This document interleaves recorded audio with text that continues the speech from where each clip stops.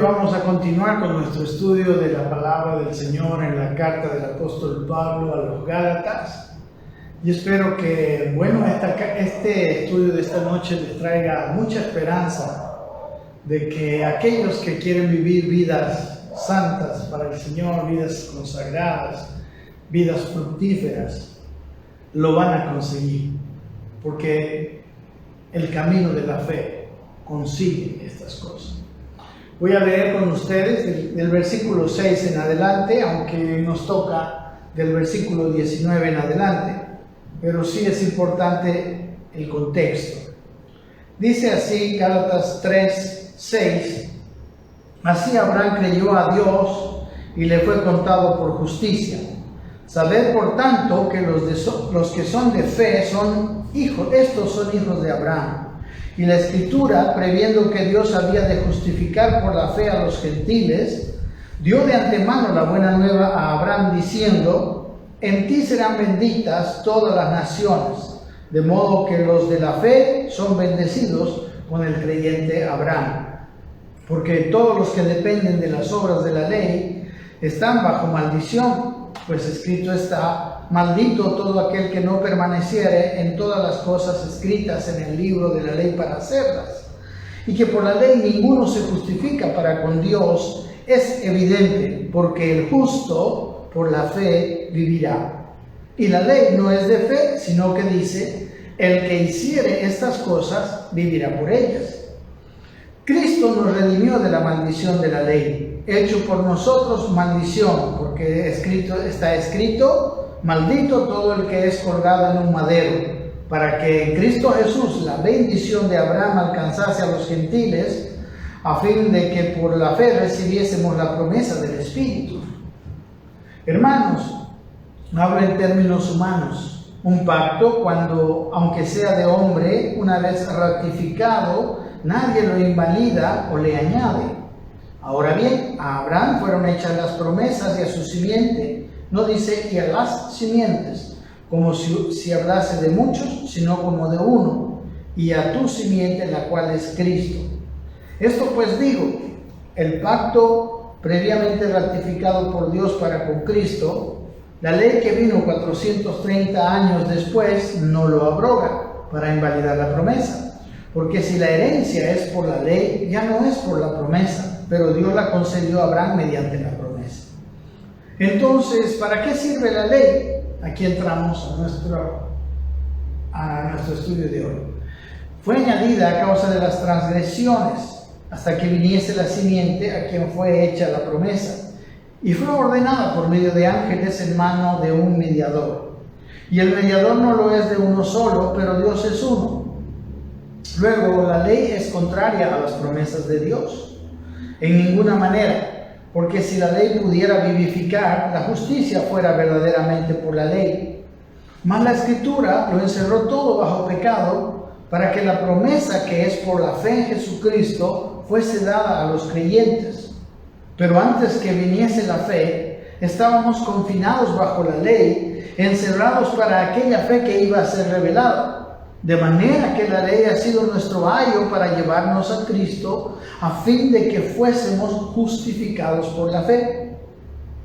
Pero venida la fe, ya no estamos bajo ayo, pues todos sois hijos de Dios por la fe en Jesús. Porque todos los que habéis sido bautizados en Cristo, de Cristo estáis revestidos. Ya no hay judío ni griego, ya no hay esclavo ni libre, no hay varón ni mujer, porque todos vosotros sois uno en Cristo Jesús. Y si vosotros sois de Cristo, ciertamente linaje de Abraham sois y herederos según la promesa. Amén. Entonces aquí empieza diciendo nuestro estudio de esta noche. Los que quieren ver todo el asunto previo está en el video anterior. Dice el versículo 19: entonces, ¿para qué sirve la ley?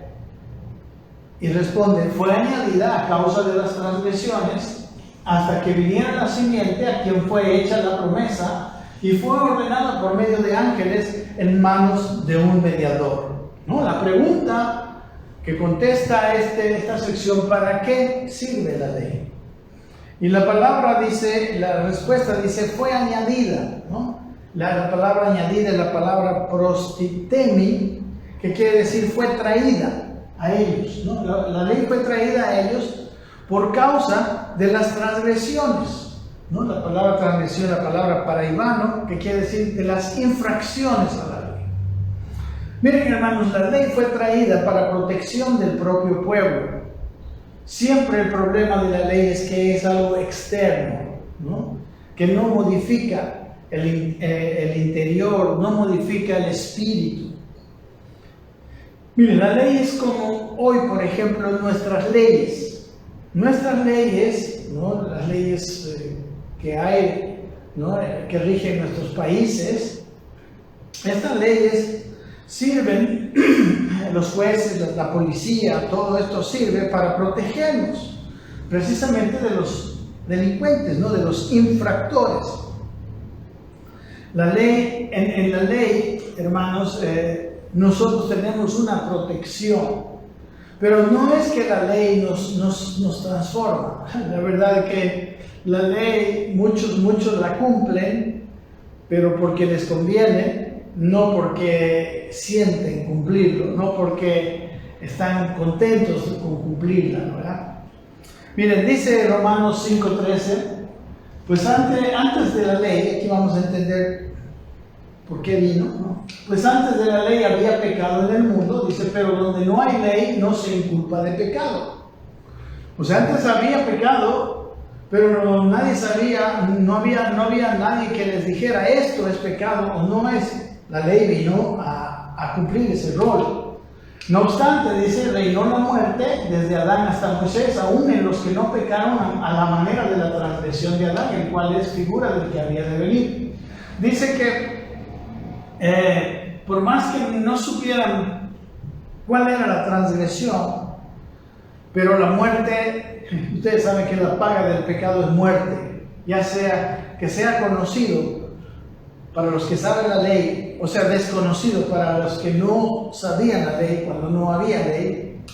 Dice, porque entonces, hermanos, podemos ver que la ley simplemente vino a mostrarnos aquello que producía la muerte. Aquello que dice reinó la muerte, porque pecaban sin saberlo. La ley vino a decirnos, es que tú estás pecando en esto y en esto y en esto. Pero la ley no nos justifica, como dice el versículo 20 de este Romanos 3, porque por las obras de la ley ningún ser humano será justificado delante de él, ya que por medio de la ley es el conocimiento del pecado, ¿verdad? La ley, como veíamos, nos trae el conocimiento de lo que es pecado o no es pecado. Entonces, la ley mostraba los pecados o las infracciones de ella y al mismo tiempo el castigo o la pena por infringirlas. Los hombres, después de venida la ley, ya no pecaban, más que nada, no pecaban tanto como antes por temor al castigo de la ley. Como les digo, es algo muy parecido a lo que sucede con nuestras leyes civiles, nuestras leyes penales, las leyes que rigen, ¿verdad?, nuestra convivencia social en este tiempo. Miren, dice 1 Timoteo, en el capítulo 1, dice, versículo 8, dice, pero sabemos que la ley es buena, si uno la usa legítimamente.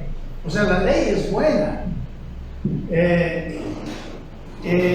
La clave es cómo se usa, y como vamos a ver en el versículo 7, ¿quiénes la usan? Dice el versículo 9, conociendo esto, 1 Timoteo 1:9, que la ley no fue dada para el justo, sino para los transgresores y desobedientes, para los impíos y pecadores, para los irreverentes y profanos, para los parricidas y matricidas, para los homicidas, para los fornicarios, para los sodomitas, para los secuestradores, para los mentirosos y perjuros, y para cuanto se oponga a la sana doctrina, según el glorioso evangelio del Dios bendito que a mí me ha sido encomendado. El evangelio encomendado a Pablo decía que la ley era para estas personas, ¿verdad? Entonces, la ley es buena. Ahora la cosa es cuándo se aplica y a quién se aplica, ¿verdad? Como hemos dicho, se aplica para proteger, para protección de las personas. ¿Hasta cuándo? Como dice el versículo 8, hasta que viniese la simiente. Cuando viene la simiente, ¿cuál es la simiente? Es Cristo, hemos visto en el capítulo anterior. Es Cristo. Sus hijos recibimos la ley en nuestro espíritu, en esta nueva naturaleza que Dios nos da. Esta nueva naturaleza tiene la ley escrita. Es lo más maravilloso. Miren lo que dice Jeremías 31. Dice: he aquí vienen días, dice Jehová. Recuerdan que Jeremías y Ezequiel, que vamos a leer, eran los profetas que estuvieron cuando el último resquicio del pueblo de Dios, ¿verdad? El último grupo del pueblo de Dios, que era el pueblo de Judá, también tuvo que ser destruido, ¿verdad? Tuvo que recibir juicio. Y ellos están hablando de lo que viene después de eso.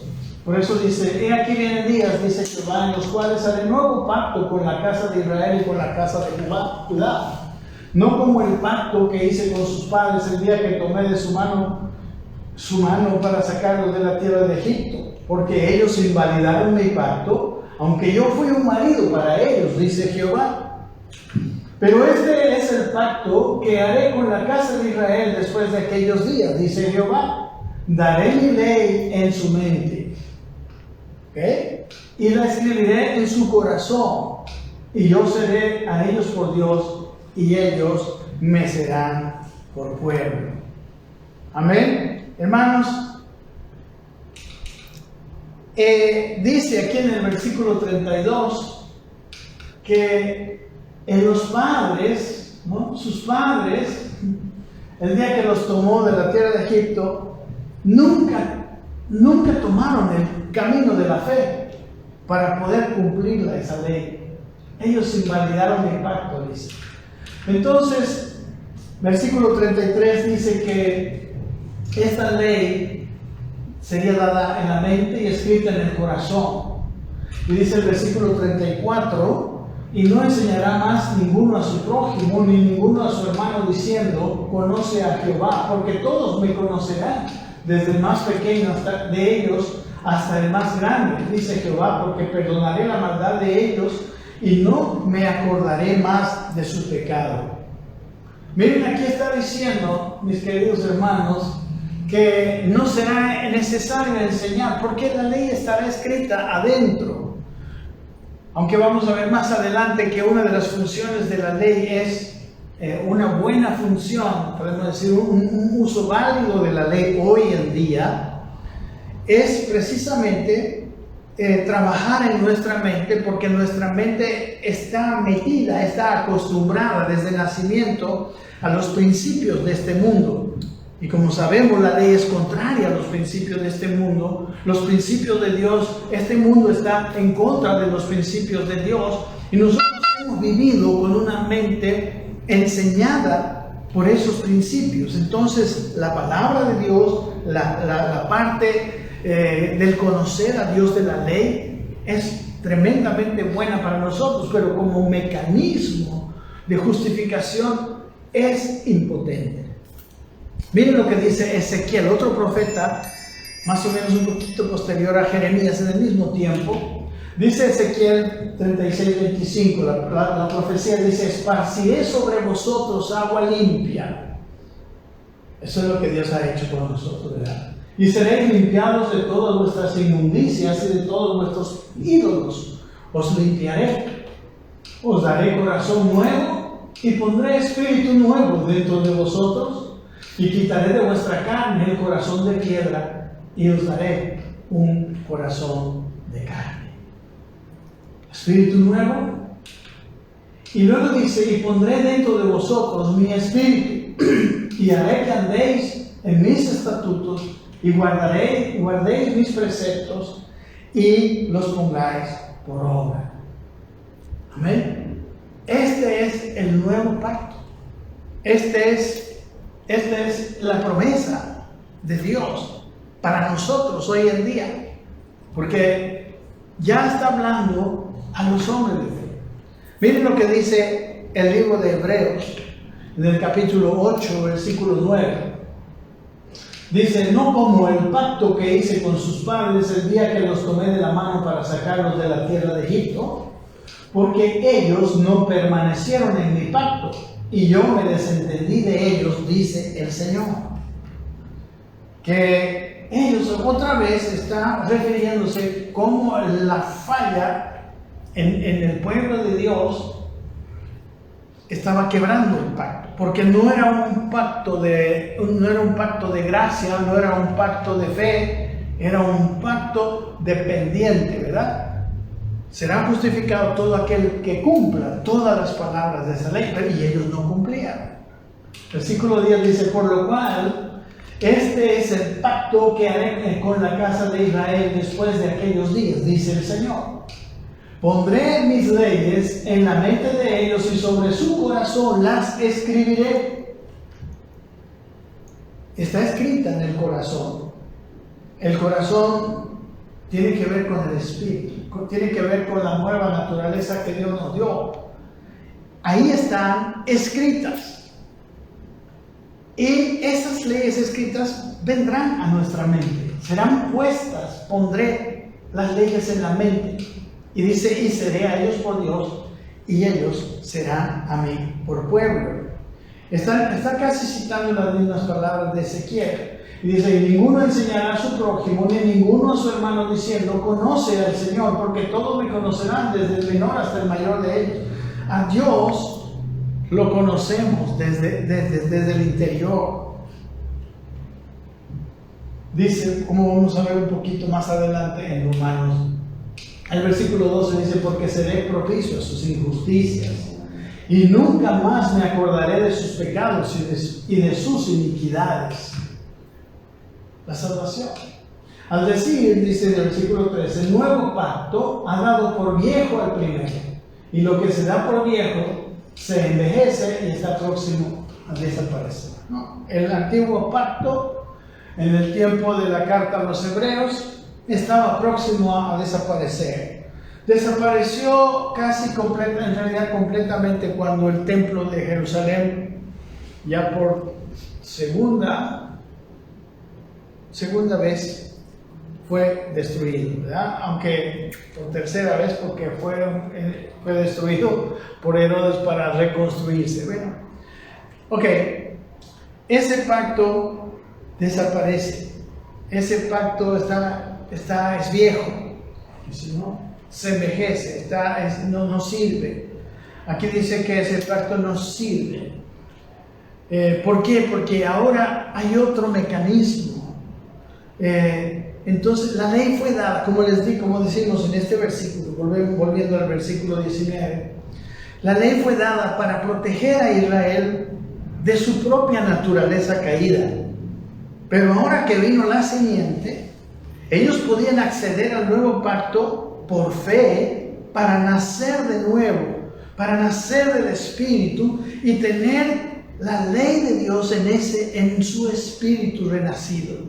Por eso, miren, Jesús le dijo a Nicodemo en el capítulo 3: si tú no naces de nuevo, no podrás ver el reino de Dios. Dice en el versículo 5, estoy cortando, no el diálogo, porque tampoco no tenemos tanto tiempo. Dice: respondió Jesús: de cierto te digo, que el que no naciere de agua y del Espíritu no puede entrar en el reino de Dios. ¿Verdad?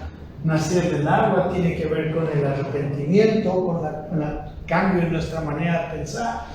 Y el nacer del Espíritu tiene que ver con la nueva naturaleza espiritual, porque por eso dice el versículo 6: lo que es nacido de la carne, carne es. O sea, nuestro nacimiento natural es carne. Y lo que es nacido del Espíritu, Espíritu es. O sea, hay algo en nuestro espíritu, hay algo nacido adentro de nosotros, en nuestro espíritu, que es espíritu. Y le dice: no te maravilles que te dije, os es necesario nacer de nuevo. No te sorprendas. Quizás estaba diciendo, en ese pacto, si no naces de nuevo, tú tienes que saber que te va a ser imposible cumplir la ley. A no ser, obviamente, que tú seas un hombre de fe. Que ese es el nuevo pacto. Mire, Pablo le dice a los romanos en el capítulo 8, el capítulo del Espíritu Santo, dice: mas vosotros no vivís según la carne, sino según el Espíritu. Si es que el Espíritu de Dios mora en vosotros.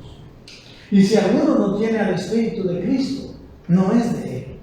O sea, o tenemos al Espíritu o no somos de Cristo. ¿Ok? Y tenemos que vivir según ese Espíritu, no según la antigua naturaleza, según la carne.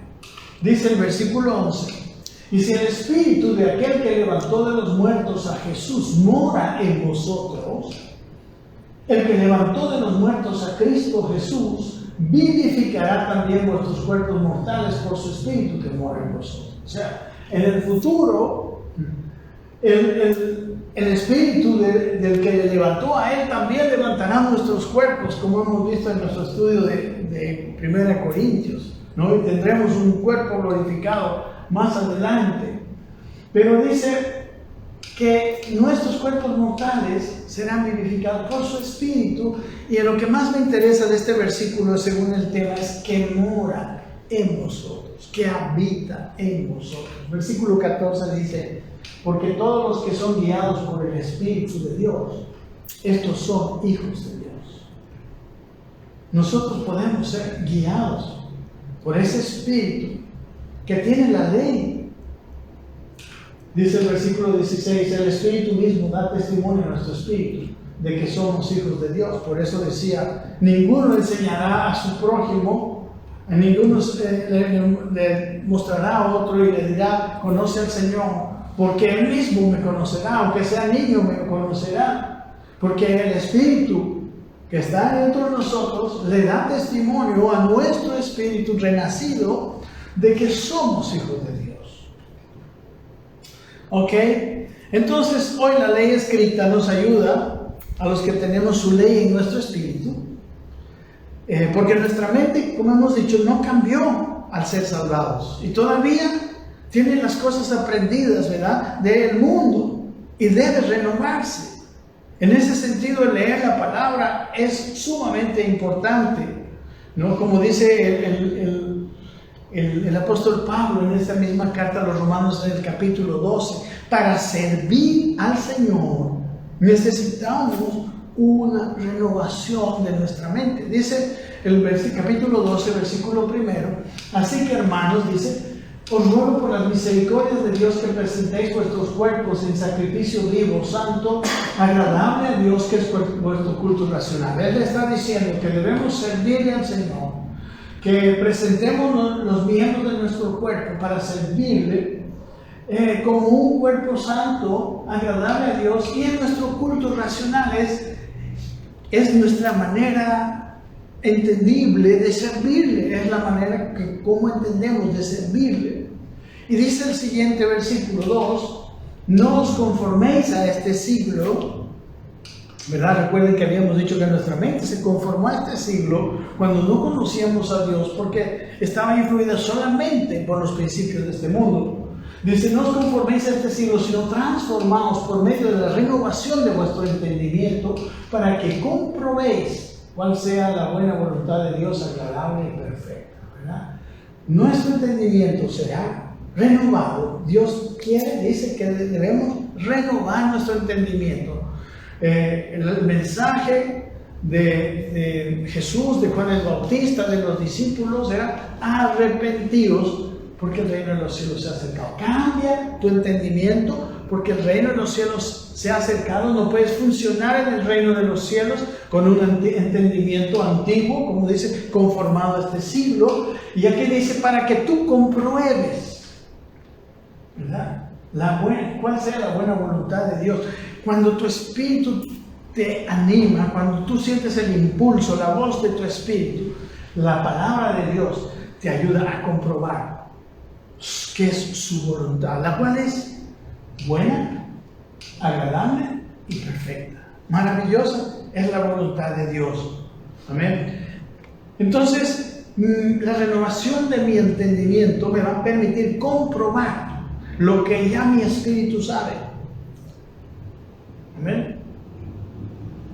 Los judíos tenían también en la ley su conocimiento y su verdad. Lo dice Pablo, aunque en un contexto un poco diferente, en Romanos capítulo 2, versículo 20. Les dice que ellos se creían instructor de los ignorantes, maestro de los niños, y que tienes en la ley la forma del conocimiento y de la verdad. Si bien en la ley tenemos la forma del conocimiento y de la verdad, lo que Pablo rechaza es el mecanismo de la ley para justificar. Entonces, hermanos, los israelitas en el Antiguo Testamento no habían recibido la revelación del nuevo pacto, el nuevo nacimiento, no habían llegado a la simiente, ¿verdad? Y como dice el versículo, la ley, aquí hay un versículo un poquito raro, la ley ordenada por medio de ángeles en manos de un mediador, ¿verdad? Leemos que Dios había hablado, pero probablemente también habló por medio de mensajero, ángeles, no sé, porque en dos versículos del Nuevo Testamento dice lo mismo, y yo se los traigo.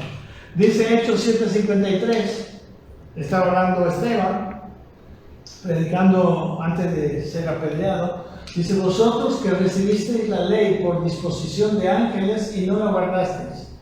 Él está diciendo también que la ley la había recibido por disposición de ángeles. En Hebreos 2, versículo 2, igual. Dice: porque si la palabra dicha por medio de los ángeles fue firme, y toda transgresión y desobediencia recibió justa retribución, ¿no? Podemos pensar que está refiriéndose a la ley. Luego dice el versículo 20, vamos adelantando, en el 19 nos hemos quedado, pero creo que es muy importante precisamente para lo que estamos estudiando. En 3:20 dice: y el mediador no lo es de uno solo, pero Dios es uno, ¿no? Esta es una traducción de la Reina Valera muy literal, es una expresión un poco difícil de entender, ¿verdad? Pero otras versiones nos arrojan luz acerca de lo que probablemente quiso decir Pablo. Miren lo que dice la Biblia al día. Recuerden, el mediador no es de uno solo, pero Dios es uno. Eso es lo que tenemos en nuestra Reina Valera. Pero la Biblia al día dice: pero cuando Dios le dio la promesa a Abraham, lo hizo personalmente, sin que los ángeles ni Moisés sirvieran de intermediarios. ¿No? El mediador no es de uno solo. Eso dice la Biblia al día. La Nueva Traducción Viviente me gusta y creo que da en el clavo. Dice: ahora bien, si un mediador es de ayuda, si dos o más partes tienen que llegar a un acuerdo. Y esto está refiriéndose a la ley que fue dada por Dios y que los israelitas dijeron que la iban a cumplir. Pero dice: pero Dios, quien es uno solo, no usó ningún mediador cuando le dio la promesa a Abraham. Eso es lo que quizás quiere decir. Que cuando Dios le dio la promesa a Abraham, no usó ningún mediador, la dio. Recuerden que estamos viendo la precedencia de la promesa en relación a la ley, porque la promesa hecha a Abraham vino 430 años antes de la ley. Bueno, en la Biblia, en lenguaje sencillo, dice lo siguiente: pero cuando Dios le hizo la promesa a Abraham, no usó mensajeros intermediarios, sino que se la hizo personalmente. Es muy interesante. Miren, Dios habla hoy desde el versículo 19, me gusta, quiero leer con ustedes y creo que ahí va a encerrar un poco más claramente lo que estamos diciendo. Dice: entonces, ¿para qué sirve la ley? Recuerden que será, ¿no? Fue dada después para poner de manifiesto la desobediencia de los hombres hasta que viniera esa descendencia a quien se le había hecho la promesa. La ley fue proclamada por medio de ángeles y Moisés sirvió de intermediario. Pero no hay necesidad de intermediario cuando se trata de una sola persona y Dios es uno solo. Y luego dice el siguiente versículo que vamos a ver ahora: ¿acaso esto quiere decir que la ley está en contra de las promesas de Dios? Claro que no, porque si la ley pudiera dar vida, entonces la justicia realmente se obtendría en virtud de la ley. ¿No? Entonces, mis queridos hermanos, el versículo 20 dice que en caso de que la ley, en el caso de la ley involucra a Dios y a los de la ley. En caso de la promesa, es una promesa lanzada por Dios, involucra a Dios y dada por gracia. Gracia es un regalo, no es un intercambio. No hay que hacer nada porque pudiéramos quizá fallar. Dios se aseguró, pero ahora solo tenemos que recibir el regalo prometido, y esto es por medio de la fe. Por eso dice el versículo 21 que la ley tiene un problema: no puede dar vida, no puede vivificar, ¿no? En nuestra Reina Valera dice: luego la ley es contraria a las promesas de Dios. En ninguna manera responde. O sea, no. Porque si la ley dada pudiera vivificar, pudiera dar vida, la justicia fuera verdaderamente por la ley. Pero la ley no puede dar vida. La ley es el letrero que nos indica para dónde va el camino, hacia un destino que nosotros queremos llegar. Pero la ley no nos puede llevar a ese destino. Hermanos, sin la vida nueva de Cristo, no podremos cumplir la ley. Por eso, dice Romanos 3:20, porque por las obras de la ley, ningún ser humano será justificado delante de él, ya que por medio de la ley es el conocimiento del pecado. No hay justificación por medio de la ley. Amén. Entonces el 22 nos dice que la Escritura lo encerró todo bajo pecado. Estamos hablando del 21, y en el 22 dice: mas la Escritura lo encerró todo bajo pecado, para que la promesa que es por la fe en Jesucristo fuese dado a los fieles. Que lo encerró todo bajo pecado. La Escritura nos habla, ¿no?, de que pues dice que no hay ningún hombre que pueda cumplir toda la ley, ¿no? Entonces los hombres son en esencia pecadores, tenemos una naturaleza caída. Y también la Escritura, el Antiguo Testamento, es una historia del hombre fallando en la vida, del hombre pecando en la vida, de tal manera que Dios tiene que juzgar primero a los hombres, por ejemplo con el diluvio de Noé. Luego los hombres que salieron de Egipto, el pueblo, no entró esa generación en la tierra prometida. Luego Israel del norte, que falló y tuvo que ser juzgada por medio de los asirios, el cual se llevaron a toda la gente. Y lo último que quedaba, el pueblo de Judá, también tuvo que ser juzgado a través de Nabucodonosor y el templo destruido por primera vez. Bueno, varias veces fue saqueado, pero ahí fue totalmente destruido. Miren, la Escritura nos habla de cómo el hombre fracasa. Vamos a leer el primer fracaso, después de Adán, obviamente, Caín y Abel. Dice en Génesis 6:6 que se arrepintió Jehová de haber hecho al hombre en la tierra y le dolió en su corazón. Y dijo Jehová: raeré de sobre la tierra a los hombres que he creado, desde el hombre hasta la bestia y hasta el reptil y las aves del cielo, pues me arrepiento de haberlos hecho. Ellos, hermanos, habían llenado la tierra de violencia. Dice que el deseo de los hombres, aquí en el capítulo 6, era de continuo solamente el mal. Y Dios termina destruyendo, juzgando, porque el hombre no pudo hacer el bien. Dice en Números 14, que es la historia del fracaso de Israel en el desierto, recuerden, para entrar en la tierra prometida. Dios no sacó al pueblo de Israel para dejarlo en el desierto, así como no nos salvó a nosotros para que vivamos una vida de desierto. Dios nos quiere una vida de fe. La vida de fe es una vida de llenura, una vida donde Dios se manifieste.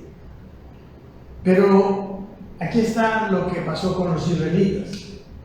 Después de que ellos fallaron, ¿verdad? Cuando iban a entrar en la tierra, en las puertas de la tierra prometida, cuando enviaron los espías, conoce la historia. Dice así: mas tan ciertamente como vivo yo y mi gloria llena toda la tierra, todos los que vieron mi gloria y mis señales que he hecho en Egipto y en el desierto, y me han tentado ya 10 veces y no han oído mi voz. Miren, la generación que vio su gloria, sus señales, falló en la fe. No verán la tierra de la cual juré a sus padres. No, ninguno de los que me han irritado la verá. Ahora, Israel del norte. En el 4.º año del rey Ezequías, que reinaba en Judá, en el sur, que era el año 7º de Oseas, hijo de Ela, rey de Israel, subió Salmanasar, rey de los asirios, contra Samaria, y la sitió, y la tomaron al cabo de 3 años. En el año 6º de Ezequías, el cual era el año 9º de Oseas, rey de Israel, fue tomada Samaria. Y el rey de Asiria llevó cautivo a Israel a Asiria y los puso en Alam, en Abor, junto al río Gozán, y en las ciudades de los medios. Él sacó todo Israel. Bueno, de ahí nace el pueblo de los samaritanos, ¿verdad? Y dice, ¿por cuánto? ¿Por qué? Por cuanto no habían atendido la voz de Jehová su Dios, sino que habían quebrantado su pacto y todas las cosas que Moisés, siervo de Jehová, había mandado. Recuerden que la ley necesitaba la respuesta. Era un pacto, ¿cómo podemos decir? Donde había 2 partes y las 2 partes tenían que cumplir la suya. Pero ellos, Israel, como dice aquí, miren, habían quebrantado su pacto. Y todas las cosas que Moisés, siervo de Jehová, había mandado, no las habían escuchado ni puesto por obra. Por eso fue destruido Israel del norte. Y este último pasaje es de Judá o Israel del sur.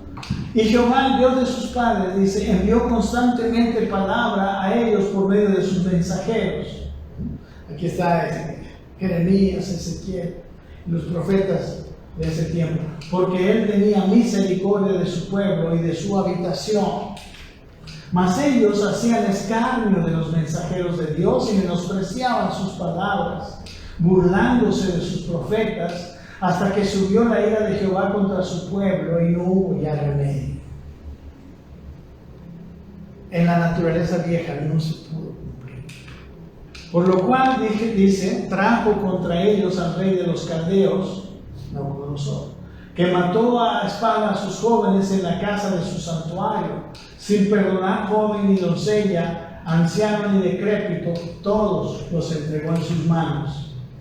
Asimismo, todos los utensilios de la casa de Dios, grandes y chicos, los tesoros de la casa de Jehová y los tesoros de la casa del rey y de sus príncipes, todo lo llevó a Babilonia. Y quemaron la casa de Dios, el lugar, podemos decir, clave de la ley.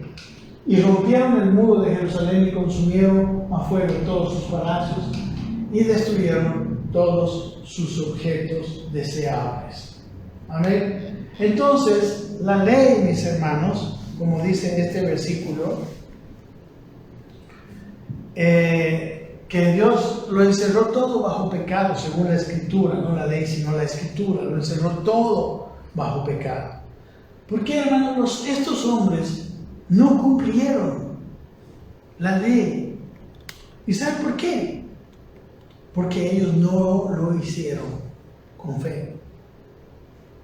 Recuerden que hubo hombres en el Antiguo Testamento que son los llamados héroes de la fe, ¿no? Hebreos 11, el capítulo de los héroes de la fe, los hombres que agradaron a Dios porque vivieron con fe.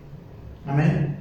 Y creo que esto también nos dice a nosotros. A veces hay profetas de Dios, hay maestros, hay pastores que nos están recordando y recordando, y a veces la palabra de Dios, y yo lo veo, sí, y lo sé, parece demasiado difícil, parece demasiado diferente de los principios de este mundo. Pero no hay otra manera de vivir para Dios, no hay otra manera de servir a Dios, y no hay otra manera para que este mundo deje de ir en esa picada de autodestrucción en la que se encuentra. Solamente los principios de Dios podrán transformar a este mundo. Yo le aseguro, la gente de este mundo, la gente no cristiana, ahora estaría bien deseosa de conocer hombres que sean rectos para que los gobiernen. Por más que ellos no los quieran, pero estoy seguro, el mundo, como dice Romanos 8, la creación entera está gimiendo, aguardando la manifestación de los hijos de Dios, de los hijos maduros de Dios, de los hijos que representan a Dios, que se parecen a Dios. Y miren lo que pasó con Israel en Egipto. Permítanme darles una reflexión en 1 Corintios 10, dice así, ¿verdad? Porque no quiero, dice el apóstol Pablo, hermanos, que ignoréis que nuestros padres todos estuvieron bajo la nube, y todos pasaron el mar, y todos en Moisés fueron bautizados en la nube y en el mar, y todos comieron el mismo alimento espiritual, y todos bebieron la misma bebida espiritual, porque bebían de la roca espiritual que los seguía, y la roca era Cristo. Pero de los más de ellos no se agradó Dios, por lo cual quedaron postrados en el desierto. Mas estas cosas, dice, sucedieron como ejemplos para nosotros, para que no codiciemos cosas malas como ellos codiciaban, etcétera, etcétera, ¿verdad? Y ahí sigue. Estas cosas que vemos que pasaron, de aquello que la Escritura encerró bajo pecado, son para amonestarnos, son ejemplos para nosotros. Y dice el versículo 11, y estas cosas les acontecieron como ejemplo, y están escritas para amonestarnos a nosotros, a quienes han alcanzado los fines de los siglos, y a quienes ha alcanzado este maravilloso nuevo pacto. Y seguimos adelante, dice el versículo 23, pero antes que viniese la fe, estábamos confinados bajo la ley, encerrados para aquella fe que iba a ser revelada, ¿verdad? Recuerden que la ley era como una prisión, era como unos barrotes, pero que precisamente protegían. Eran necesarios porque cuidaban a la fuerza, porque la naturaleza de los hombres les iba a llevar, incluso a su pueblo, a destruirse mucho más antes de lo que al final se destruyeron. Amén. Era necesario preservar la vida de su pueblo a la fuerza, para que no se salga del camino. La ley era como unos muros que le impedían salir al hombre del camino aunque quisiera. La naturaleza de ellos quería salirse del camino, pero la ley vino a poner un alto. Por eso dice, de manera que la ley ha sido nuestro ayo para llevarnos a Cristo, a fin de que fuésemos justificados por la fe.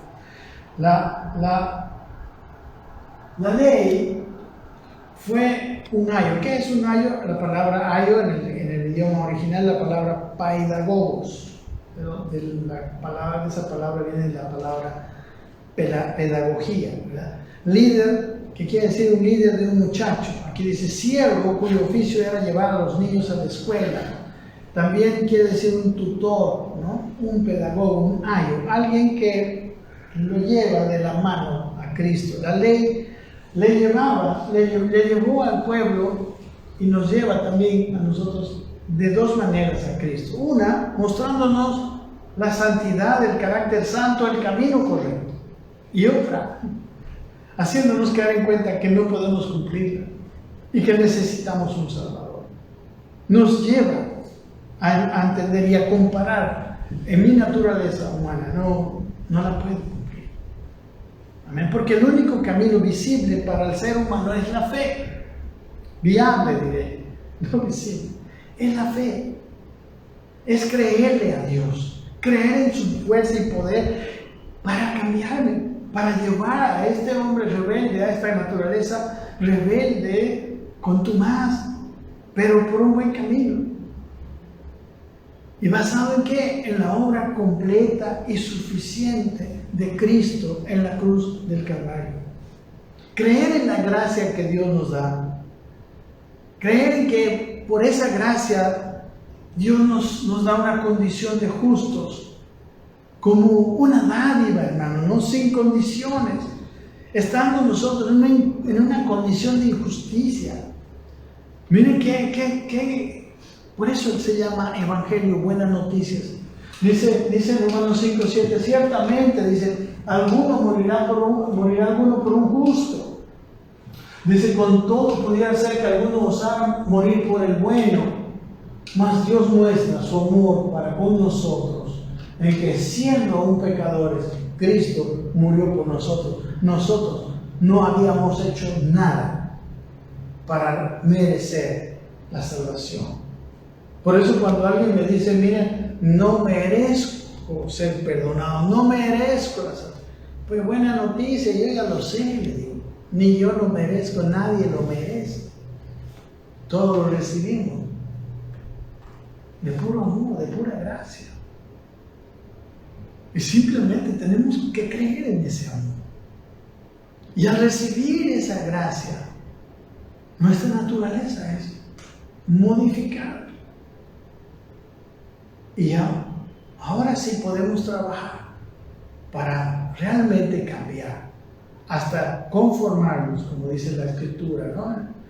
Hasta la medida de la estatura de Cristo.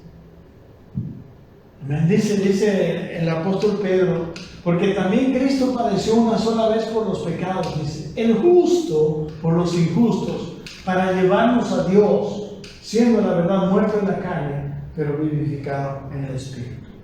Y aquí me dice, me parece otra vez, mostrándonos esa gracia maravillosa, el justo muriendo por los injustos.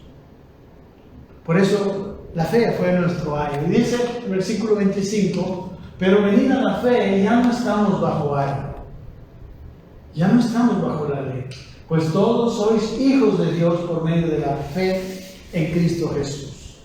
Amén. La compulsión externa, ¿no?, para que cumplamos la ley, ¿no?, mediante ese mecanismo de recompensa, castigo, ya no debe ser el motor que impulsa nuestro actuar, sino el creer que Dios me santificó. Amén. Y a veces puede ser tan imposible creer esto, ¿no? Como Abraham, hermanos, no creyó en lo que veía, sino en la palabra de Dios, porque él veía que su cuerpo como de 100 años, veía el cuerpo de su mujer de 90, se acordaba que ella había sido estéril toda la vida. Un imposible, tan imposible como yo verme a mí mismo como santo, como parecido a Cristo. Pero Dios lo hace, pero lo hace cuando yo le creo. Amén. Ahora lo que tengo que hacer en la práctica es prestar atención a esa ley espiritual dentro de mí, a esa voz del Espíritu, esa voz de la nueva naturaleza que yo he recibido. Amén. Como dice más adelante en el capítulo 5, y negarle a mi carne la satisfacción, los deseos malvados de la carne, negarle a mi viejo yo sus deseos, y sus maquinaciones, y más bien fortalecer, ¿verdad? Regar esa nueva planta que se llama el Espíritu, para que yo pueda vivir dando el fruto del Espíritu, que dice en el capítulo 5. Amén. Este es el único camino que nos llevará a la meta. Cristo en mí. Amén. Y poder decir, como vimos en el capítulo 2, como dijo Pablo, versículo 20, con Cristo estoy juntamente crucificado, y ya no vivo yo, o sea, ya no vive el yo, el viejo hombre, mas vive Cristo en mí. ¿Y cómo es que lo vivía? Y lo que ahora vivo en la carne, o sea, lo que ahora vivo en esta vida, lo vivo en la fe del Hijo de Dios, el cual me amó y se entregó a sí mismo por mí. Amén. Dice, seguimos adelante, ya estamos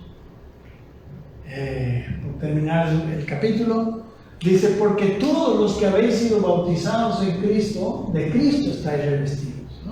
La palabra bautizados es la palabra baptizo, y que tiene varias acepciones, pero las que me gustan dice dejar, dice abrumado, dejar completamente mojado, o sea, es como rodearlo de agua, mojado.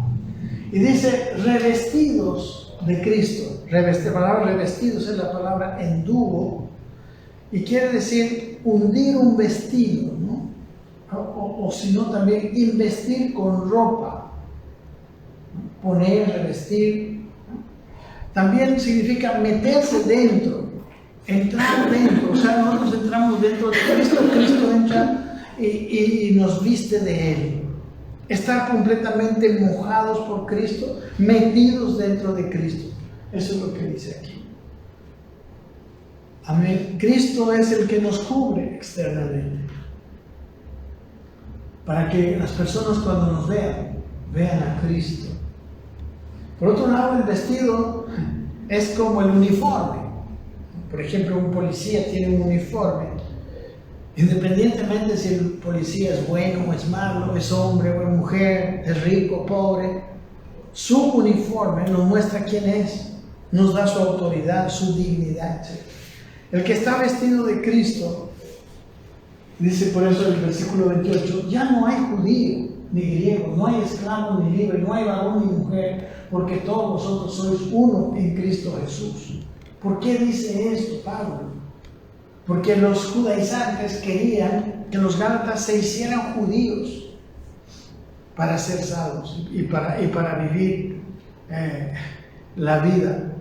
Si los judaizantes, los mismos judíos, si hubieran sido sinceros, se hubieran dado cuenta que ellos no tenían nada que ofrecer, como la ley. Y como vamos a ver, lo que estaba haciendo la ley, lo que estaba haciendo esa falsa enseñanza en la práctica, en la vida práctica de los gálatas.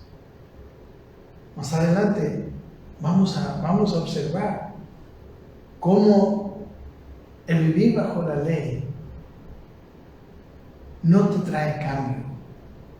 O como dice el libro de Hebreos, porque nada cambió la ley. ¿Ok?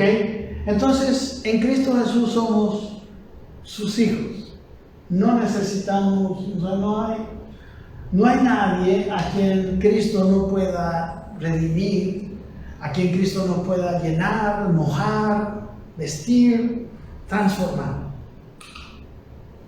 Dice, hermanos, aquí en 2 de Corintios 3:18, por tanto, dice, nosotros todos, mirando a cara descubierta como en un espejo la gloria del Señor, somos transformados de gloria en gloria en la misma imagen como por el Espíritu del Señor. Imagínense, yo estoy llenado de Cristo, Cristo está cubriéndome, entonces la imagen de Cristo se está viendo en mí, como dice el versículo anterior. Y aquí dice en este versículo que yo mirando como por un espejo la gloria del Señor, soy transformado.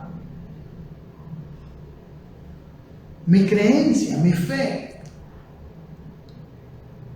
esta verdad que Cristo me ha bautizado, me ha dado su naturaleza, toda esta fe me transforma. Lo que la ley no, porque la ley siempre me anda diciendo, me anda mostrando mi imposibilidad, siempre me anda mostrando que no puedo. En la ley, en la fe, yo le creo. En la fe yo no creo en mis esfuerzos. En la fe yo creo en el poder de Dios. En la fe yo creo en la justicia de Cristo. Es más, si no creo, estoy como desvirtuando esa obra de amor que hizo Jesucristo en la cruz. Sino, ¿por qué murió a Jesucristo en la cruz? Amén. Y termina diciendo el capítulo: y si vosotros sois de Cristo, ciertamente linaje de Abraham sois y herederos según la promesa, ¿no? Como hemos visto las promesas en el capítulo pasado, que son muchas, tenemos la herencia de las promesas hechas a Abraham. Amén. Ahora esas promesas son también nuestra herencia, ¿no? Y como decía en los primeros versículos de este capítulo, sabed por lo tanto que los que son de fe, estos son hijos de Abraham. Hermanos, el camino de la fe y del camino de la gracia de Dios está presentado aquí, me parece bastante, una forma muy preciosa. Espero que todo esto no lo pasemos así tan rápido, que entendamos lo que está ocurriendo adentro de nosotros y que hagamos nuestra parte para fortalecer nuestra fe junto con el Señor. Nada independiente de Dios funcionará. Por eso Dios quiere que andemos enyugados con Él. Poned mi yugo sobre vosotros. Eso es lo que dice. Vamos en la dirección que Él nos lleva y tendremos la fuerza que Él tiene. Llegaremos al éxito. Amén. Un abrazo. Nos vemos el próximo día, miércoles, Dios mediante. Un abrazo para ti.